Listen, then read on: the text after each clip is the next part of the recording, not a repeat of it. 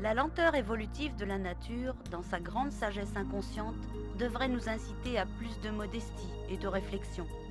C'est alors que la contemplation, au-delà des critères religieux, procure un bonheur ineffable qu'il ne faut pas sous-estimer. Les images qui défilent devant vos yeux représentent un bref résumé d'un vaste monde biologique.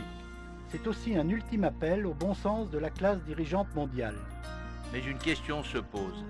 La classe dirigeante mondiale représentée par les gouvernements dirige-t-elle vraiment le monde?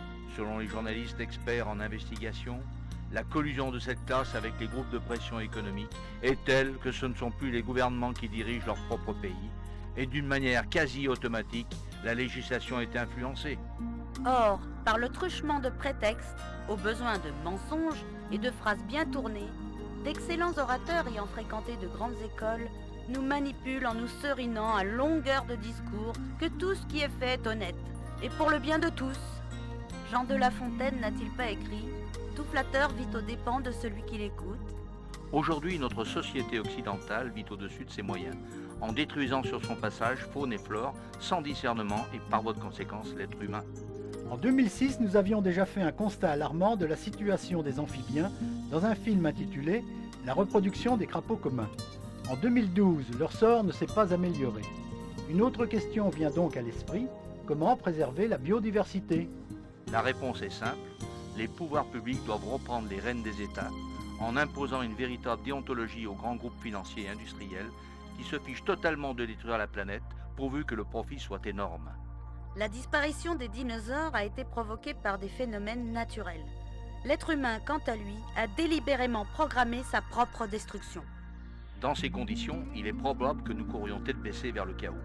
Et les prières n'y changeront rien. Dieu ne viendra pas nous sauver. La Bible ne dit-elle pas « Aide-toi, le ciel t'aidera » ? Autrefois, à l'école primaire, nous apprenions que les animaux nuisibles devaient être détruits. S'il existe un nuisible sur Terre, un seul, l'Homo sapiens est ce nuisible.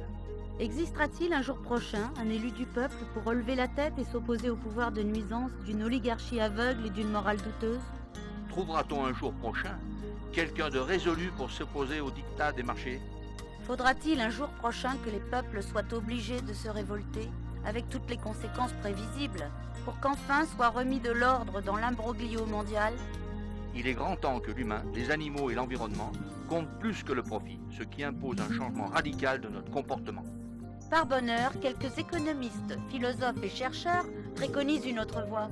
Mais ces dissidents appelés utopistes ne sont pas écoutés, à cause d'une minorité sans foi ni loi, arc-boutée sur des inepties financières. Les images qui défilent devant vos yeux ne seront bientôt plus qu'une vision floue et un lointain souvenir pour les générations futures, si tant est qu'elles aient encore la possibilité de contempler le seul héritage que nous risquons de leur léguer, le néant.